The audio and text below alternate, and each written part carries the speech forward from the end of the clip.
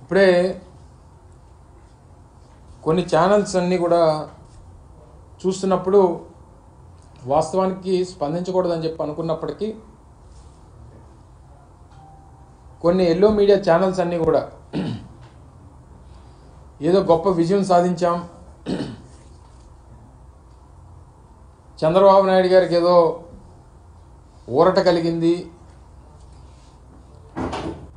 ఆయన సుప్రీంకోర్టులో వేసినటువంటి ఎస్ఎల్పికి సంబంధించి ఏదో ఆయనకు అనుకూలంగా తీర్పు వచ్చినట్టుగా కొన్ని టీవీ ఛానల్స్ చిత్రీకరించేటువంటి ప్రయత్నం చేస్తూ ఉన్నాయి.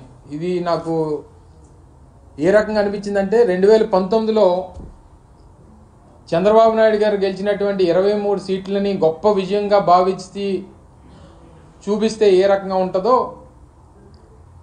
ఈరోజు సుప్రీంకోర్టులో వచ్చినటువంటి తీర్పు చూసిన తర్వాత వీరు చూపిస్తున్నటువంటి, వీరు చిత్రీకరిస్తున్నటువంటి, వీరు షోకేస్ చేస్తున్నటువంటి వారి అభిప్రాయాన్ని ఆ రకంగానే చూడొచ్చు అనేటువంటిది నా అభిప్రాయం. అసలు జరిగినటువంటి కేసు కానీ, జరిగినటువంటి వాదనలు కానీ, ఇచ్చినటువంటి తీర్పు కానీ ఇవన్నీ చూసిన తర్వాత నాకు తెలిసి ఏ రకమైనటువంటి రిలీఫ్ అనేటువంటిది చంద్రబాబు నాయుడు గారికి కలగలేదు అనేటువంటిది నా అభిప్రాయం, ప్రజల అభిప్రాయం, కోర్టు అభిప్రాయం. వాస్తవానికి అసలు ముందుగా గమనించాల్సింది ఏంటంటే అసలు ఈ కేసుకు సంబంధించి 17A అనేటువంటిది ఏదైతే వర్తిస్తుందా వర్తించదా అనేటువంటి దాని మీద జరిగినటువంటి ఈ కేసు 17A అనేటువంటిది ఒక ప్రొసీజర్కి సంబంధించినటువంటి ఒక సెక్షన్. అందులో భాగంగా 2018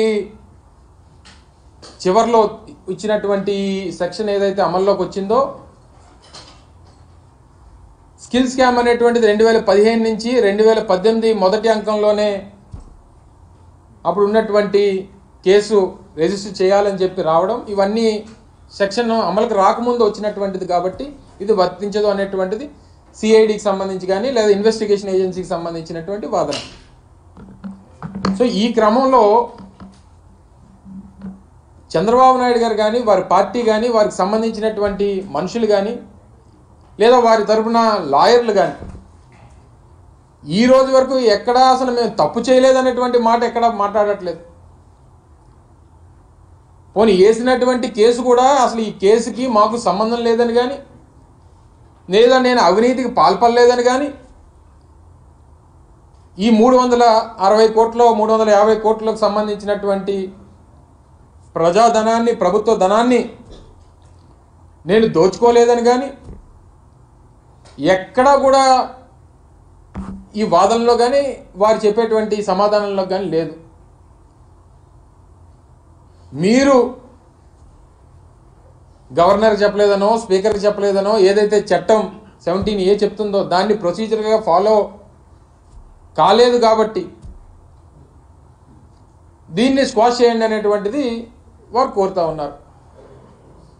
సరే, ఈ డివిజన్ బెంచ్ ఇద్దరు జడ్జిలు కలిగినటువంటి బెంచ్ ఏదైతే ఈరోజు తీర్పునిచ్చిందో, ఒకరు అన్నారు 17A వర్తించదన్నారు, మరొకరు వర్తిస్తుంది అనేటువంటి మాట చెప్పేటువంటి అభిప్రాయాన్ని మనం చూసాం.